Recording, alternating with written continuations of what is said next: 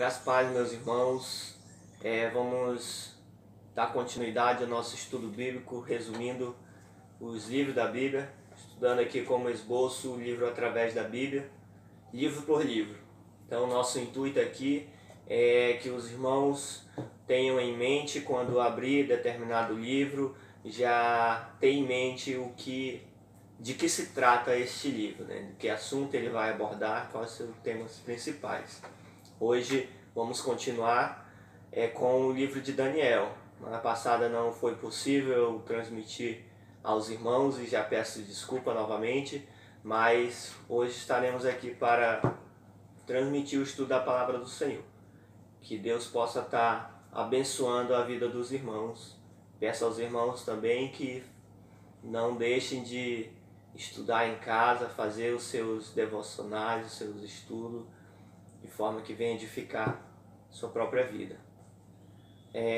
O livro de Daniel, na sua maior parte, é uma história profética dos poderes gentílicos mundiais, que vai do reinado de Nabucodonosor até a vinda de Jesus Cristo. Então, de forma simples, né, ele é baseado nisso, né?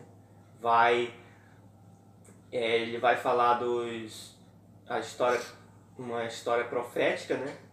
Um livro profético que vai falar aí dos reinados gentílicos, né, mundiais, desde Nabucodonosor até a vinda de Jesus Cristo. Os profetas em geral salientam o poder e a soberania de Deus com relação a Israel e revelam como aquele que determina os destinos de seu povo escolhido ao longo dos séculos até a ressurreição final.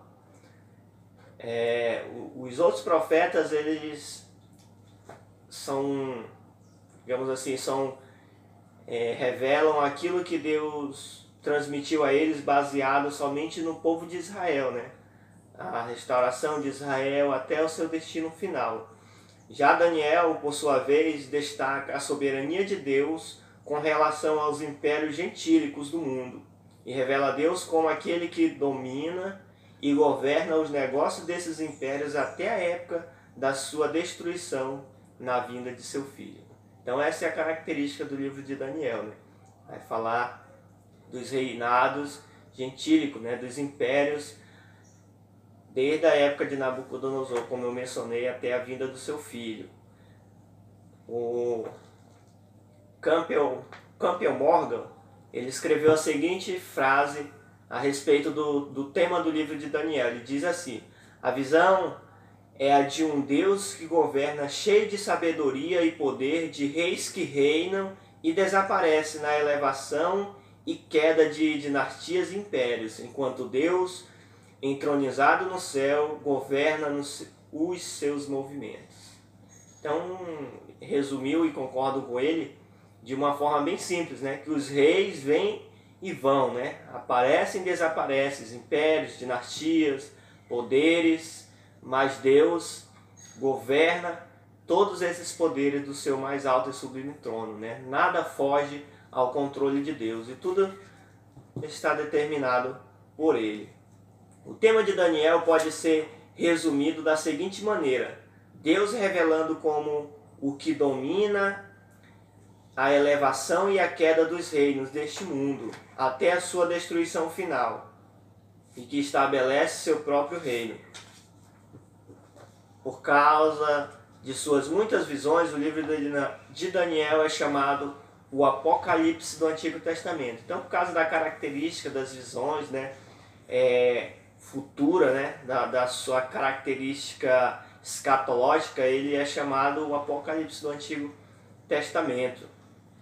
Daniel era da tribo de Judá e provavelmente membro da família real, tá? Em Daniel capítulo 1, versículo 3 a 6, né? Então Daniel não era ali da plebeiada, como nós dizemos, né?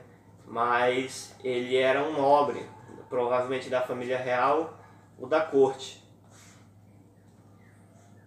Ainda muito jovem, foi levado cativo a Babilônia no 3º ano do rei Jeoaquim, e 8 anos antes de Ezequiel, com outros 3 jovens, foi colocado na corte de Nabucodonosor a fim de obter uma preparação especial na educação dos caldeus. Daniel ele foi levado ainda muito jovem, né? Muitos estudiosos acreditam que ali por volta dos seus 17 anos ele foi levado cativo à Babilônia, né? E foi introduzido na corte, como nós vimos aqui, para aprender os costumes dos caldeus, né? E contribuir ali com o reinado, né? Enfim, nesse lugar chegou a um dos postos mais elevados do reino, posição que manteve durante o governo persa que se seguiu ao babilônico. Profetizou durante todo o cativeiro e sua última profecia foi proferida no reinado de Ciro, 2 anos antes do regresso dos judeus à Palestina. Sua vida imaculada em meio à corrupção de uma corte oriental leva Ezequiel a mencioná-lo como um dos exemplos notáveis de piedade e de testemunho da sua sabedoria, né? Então, pela característica de Daniel, pela sua fidelidade, a sua sabedoria, ele é mencionado aqui em Ezequiel pela a sua piedade, pela sua sabedoria também, né? Então, Daniel foi um dos poucos homens da Bíblia, né, que pouco se fala das suas de pecado de Daniel, né? Daniel teve uma vida íntegra e justa diante do povo, diante de Deus. Ele é colocado como, por Ezequiel também, ali como Noé e Abraão, um dos pais da fé, né? Daniel estende-se de Nabucodonosor até Ciro, abrangendo um período de cerca de 73 anos, que vai de 607 a 534 a.C. O autor aqui ele faz um esboço de 3 tópicos, né? A introdução de Daniel e seus companheiros, que podemos encontrar no capítulo 1, o domínio de Deus sobre as nações do mundo com relação ao desenvolvimento dessas e ao seu reino, capítulo 2 ao 7, e por terceiro as visões de Daniel a respeito dos destinos do povo de Deus, que vai do capítulo 8 ao capítulo 12. Então, do capítulo 1 ao capítulo 7, mais ou menos, né, ele vai falar ali do seu tempo, vai dar um conteúdo histórico, mas do capítulo 8 ao 12, né, já é um tom mais escatológico. Vamos lá ao primeiro ponto, né? A resolução de Daniel. Daniel foi verdadeiramente um grande homem no que concerne à santidade pessoal, vivia uma vida imaculada em meio à sensualidade de uma corte oriental. Quanto à sabedoria e conhecimento, superava os homens mais sábios da Babilônia, e no que se refere à sua posição, ocupava um dos mais elevados postos do reino. Daniel ele foi um homem que decidiu em seu coração não se contaminar com os manjares do rei, né, como nós podemos ver no livro de Daniel. Ele teve uma vida íntegra e por causa da sua integridade, né, por causa da sua fidelidade a Deus, Deus o recompensou, né? Deus o abençoou em todo ali o cativeiro. E Daniel tem uma breve semelhança com José, né? Foi levado cativo ao Egito e assumiu o posto de governador do Egito. Assim como Daniel também foi uma pessoa muito importante na Babilônia. Assim como Moisés, José preferiu ser maltratado com o povo de Deus e desfrutar os prazeres do pecado. Ao desfrutar os prazeres do pecado durante algum tempo. Como no caso de José, Daniel e seus companheiros foram bem recompensados por sua fidelidade, como eu já tinha mencionado, né? Daniel ele decidiu não se contaminar com os manjares do rei, né? Ele decidiu, juntamente com seus companheiros, não se contaminar. E por causa da sua fidelidade a Deus, Deus o abençoou, Deus o recompensou em todo o seu caminho. O segundo ponto é o domínio de Deus sobre as nações do mundo com relação ao desenvolvimento dessas e seu reino. Em resposta a um desejo não expresso de Nabucodonosor de saber o futuro de seu grande império, Deus deu-lhe um sonho que, interpretado por Daniel, proporcionou a esse monarca um progresso e queda do poder terrestre gentílico durante o período descrito por Cristo como o tempo deles. Está lá em Lucas 21, 24, quando Cristo ele diz que o tempo deles, né, quando ele usa essa frase, o tempo deles, ele está se referindo ao tempo dos gentios como dominadores, né, do mundo, né, dominadores que governam o mundo.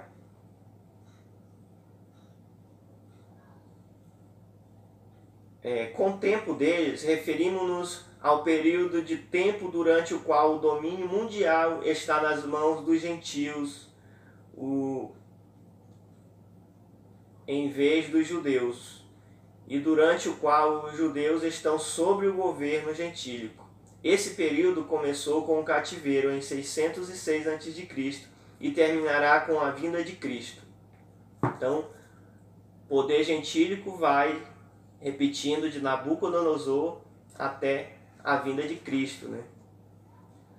O valor decrescente dos metais que compõem a imagem representa a degeneração dos impérios do mundo com relação ao seu caráter de governo. A interpretação do sonho de Nabucodonosor é a seguinte.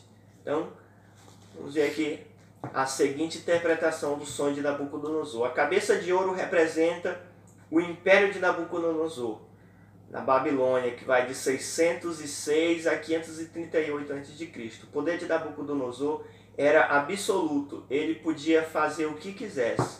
Tá? A gente pode ver isso em Daniel capítulo 5, versículo 19. Seu império era uma unidade. Vamos ver aqui o absolutismo de Nabucodonosor, capítulo 5, versículo 19.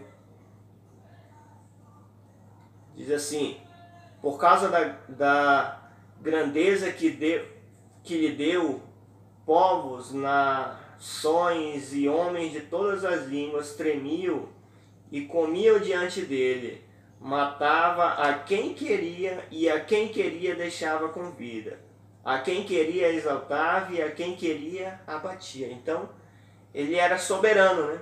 Isso quando nós mencionamos a soberania de Deus, é porque Deus ele faz o que ele quer da forma que ele deseja, né? Assim Nabucodonosor também era o seu reinado, né? Ele fazia o que quisia porque ele era o soberano, né?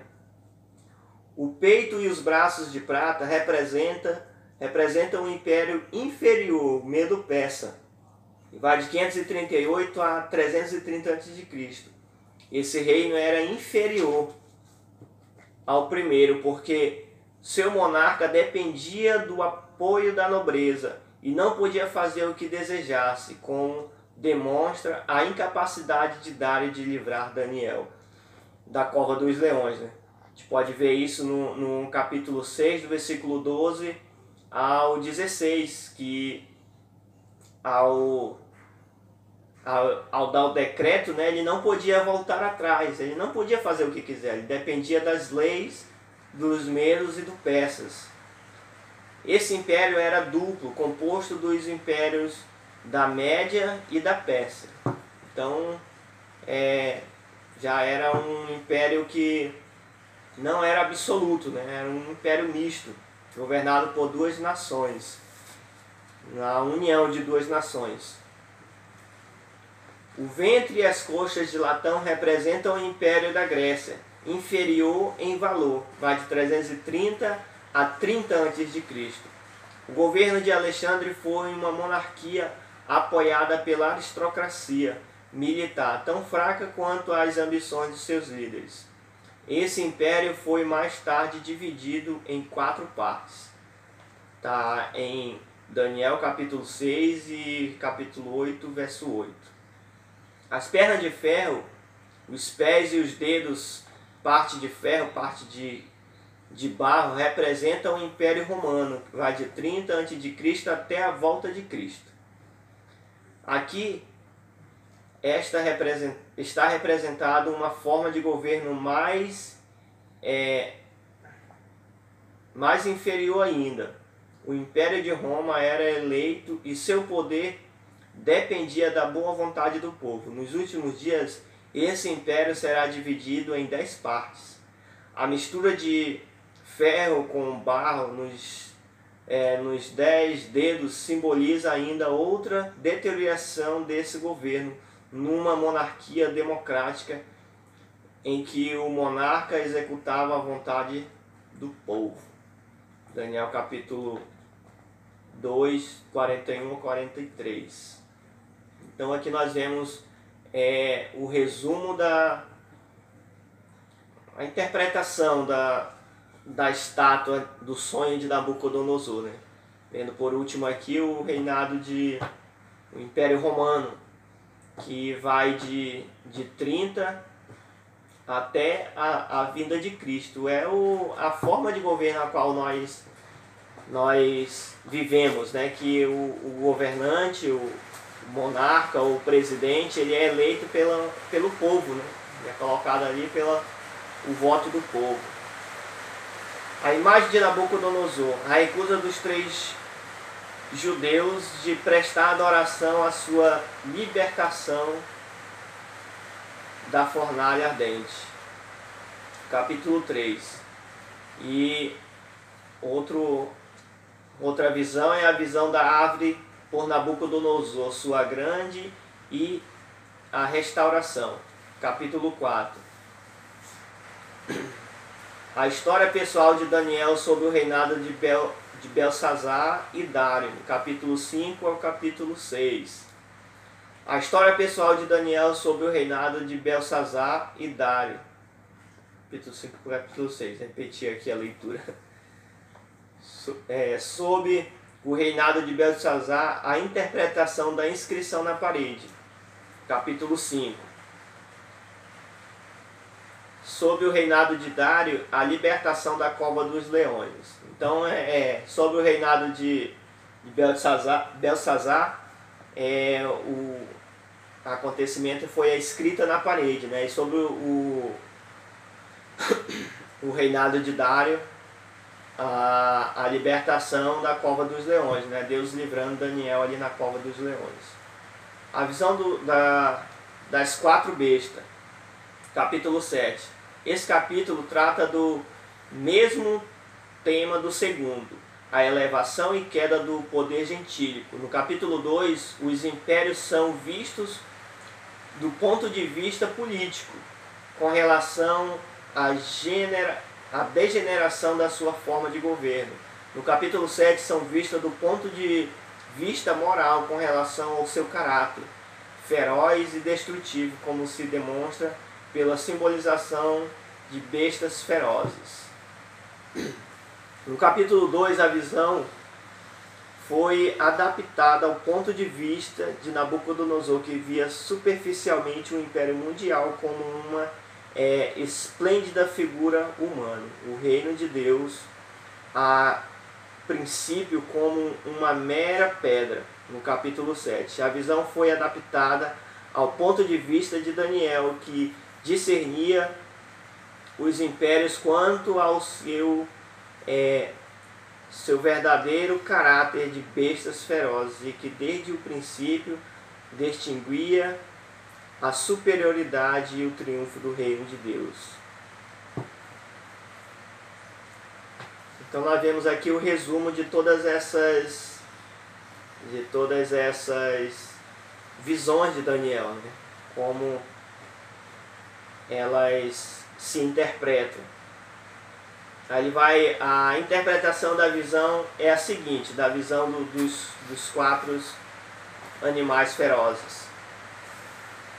O leão representa o império de Nabucodonosor. O versículo 4 pode fazer referência à experiência de Nabucodonosor registrada em 4:16-34.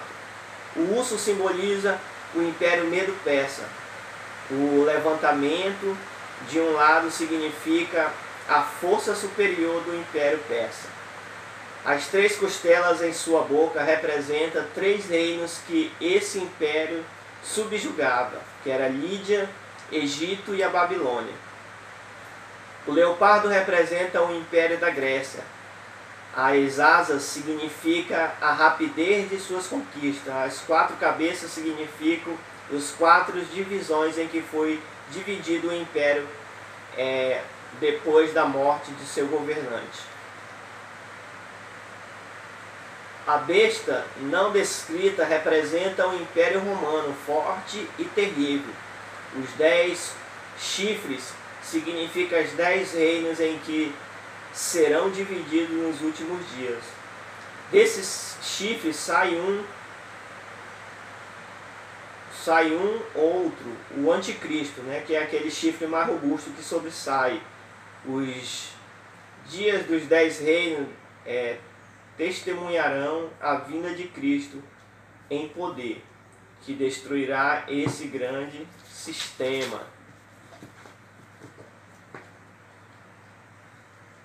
O capítulo 13 e 19 do Apocalipse devem ser lidos como parte da sequência desses acontecimentos. A visão de Daniel a respeito dos destinos do povo, capítulo 8 ao 12. A visão do carneiro e do bode, capítulo 8, segue-se uma breve interpretação dessa visão. Vamos ver aqui a visão do carneiro e do bode, capítulo 8.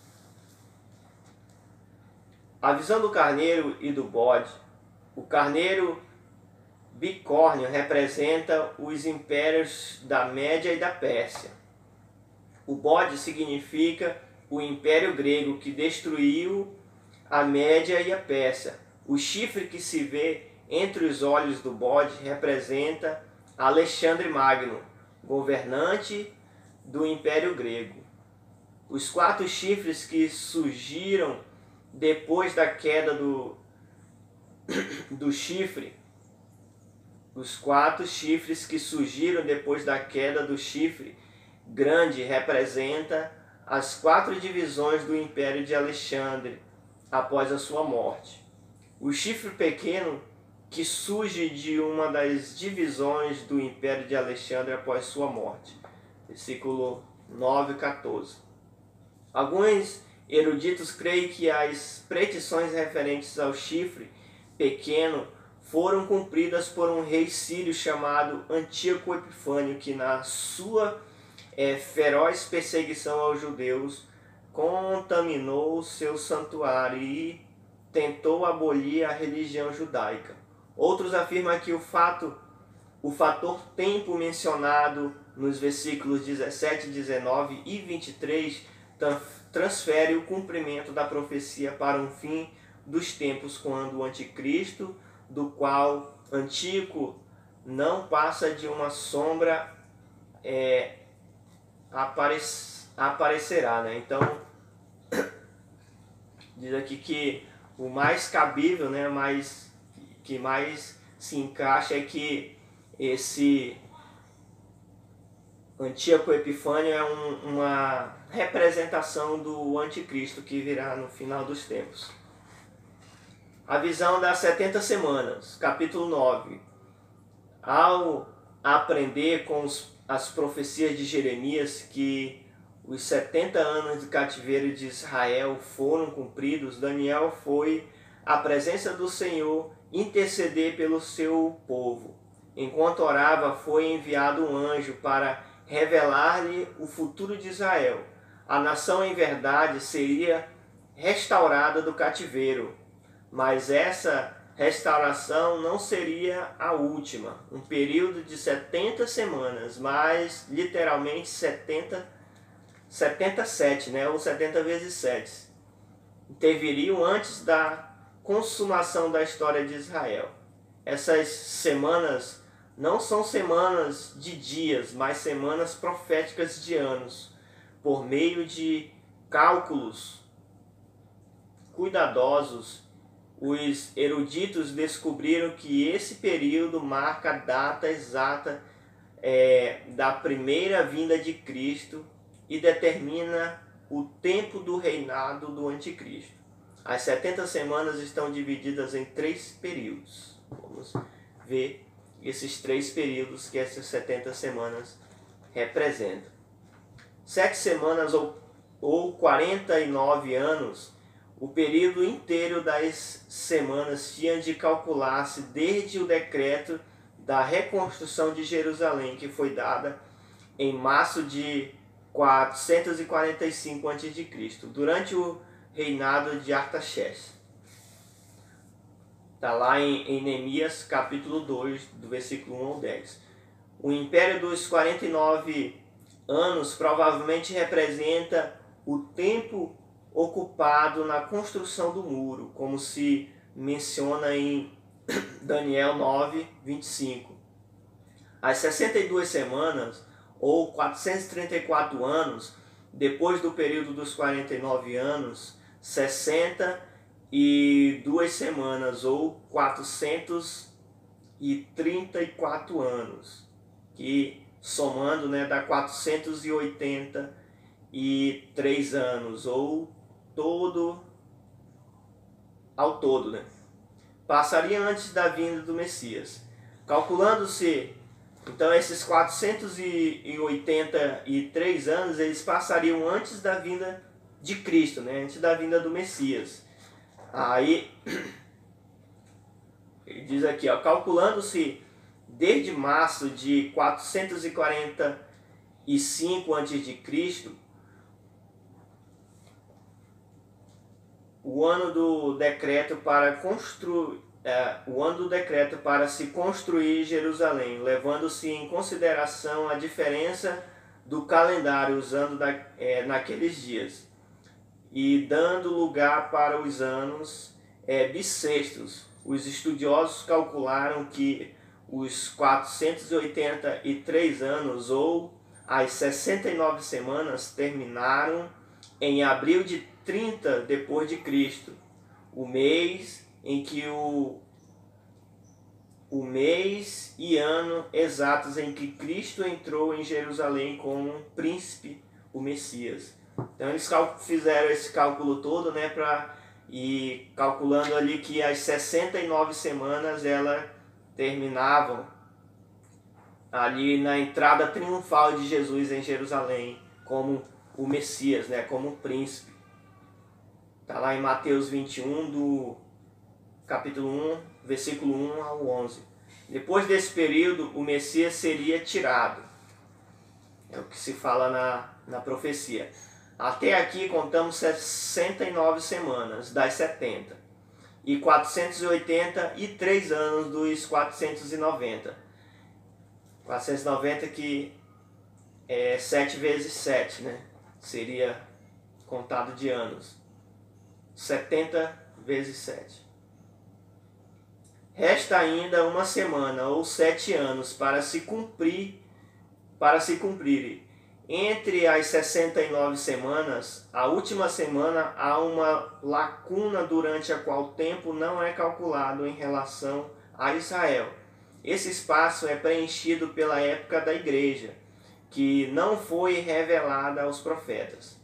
A última semana, ou 7 anos, mencionados no versículo 26, não encontram seu cumprimento até a aparição do anticristo no fim dos tempos. O versículo 27 afirma que certo governo fará um pacto com os judeus por um período de 7 anos, que será quebrado depois de 3 anos e meio, depois do qual fará guerra contra a religião dos judeus. Isso significa que os últimos 3 anos e meio das 7 serão uma época de tribulação para o povo judeu. Então, resumindo aqui, né, a última semana das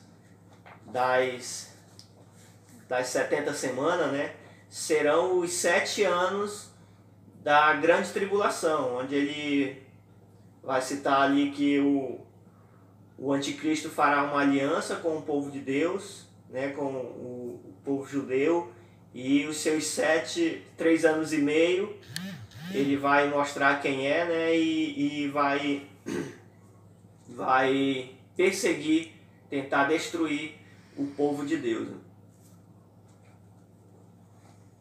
O livro de Apocalipse menciona um período semelhante de 3 anos e meio, citado sob diferentes números simbólicos, cujo período se associa ao reino do anticristo, à tribulação do povo judeu, ao derramamento do juízo de Deus sobre a terra, um período ao qual deverá seguir-se a vinda de Cristo e a restauração de Israel. Assim vemos que a última semana das 7 ainda está para se cumprir. Então, ainda não se cumpriu a última semana. As 69 semanas se deu do início da reconstrução do templo em 445 até a entrada triunfal de Jesus Cristo ali em Jerusalém. E a última semana, né, existe essa lacuna, né, que é o tempo da igreja. E a última semana será a semana do anticristo, né, os 7 anos de tribulação. A última visão de Daniel, no capítulo 10 a 12, é a seguinte: esses capítulos contêm uma história profética do povo escolhido de Deus desde o tempo de Dário até a vinda do Messias. O conteúdo desse capítulo é a seguinte: a visão da glória do Senhor por Daniel, no capítulo 10, a guerra entre 2 das 4 divisões do Império de Alexandre, Egito, Síria, o Reino do Sul e o Reino do Norte.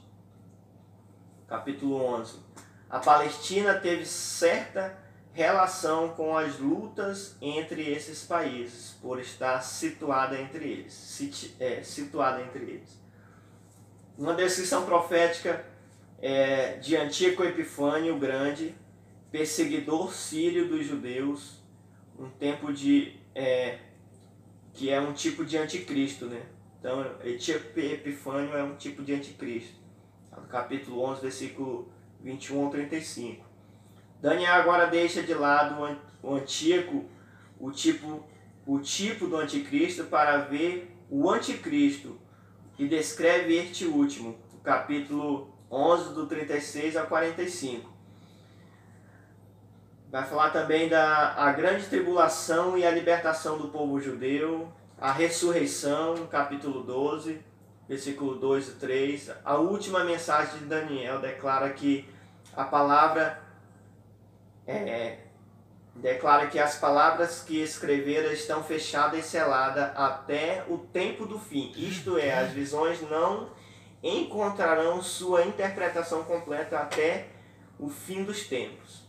Então, quando ele menciona que está selada, né, até o tempo do fim, né, ele só vai se cumprir tudo aquilo que Daniel proferiu, né, profetizou, até chegar o tempo do fim, ou seja, a vinda de Cristo. As profecias que escrevera não eram para ele, mas para aqueles que viveram no tempo do fim, quando os sábios, isto é, os que tiverem sabedoria espiritual, entenderiam. As instruções a Daniel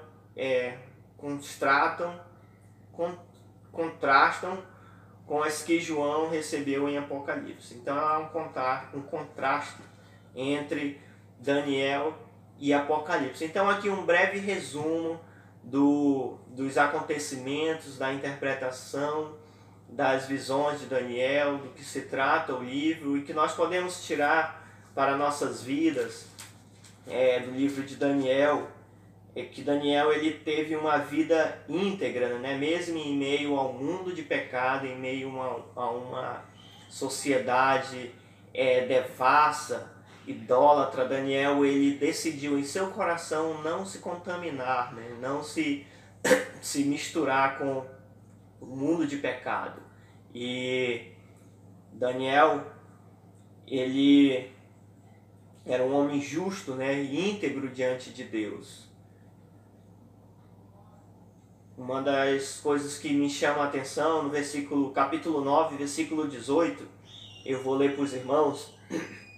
Ele diz assim: inclina, ó Deus meus, os ouvidos e ouve, abre os olhos e olha para a nossa desolação e para a cidade que é chamada pelo teu nome, porque não lançamos as nossas súplicas perante a tua face, fiado em nossa justiça, mas em tuas muitas misericórdia. Essa compreensão que Daniel assumiu em relação à sua vida e a santidade de Deus é preciosa, né? Porque ele realmente reconhece que os seus atos de justiça, né, não são nada diante de Deus. Ele diz assim, né?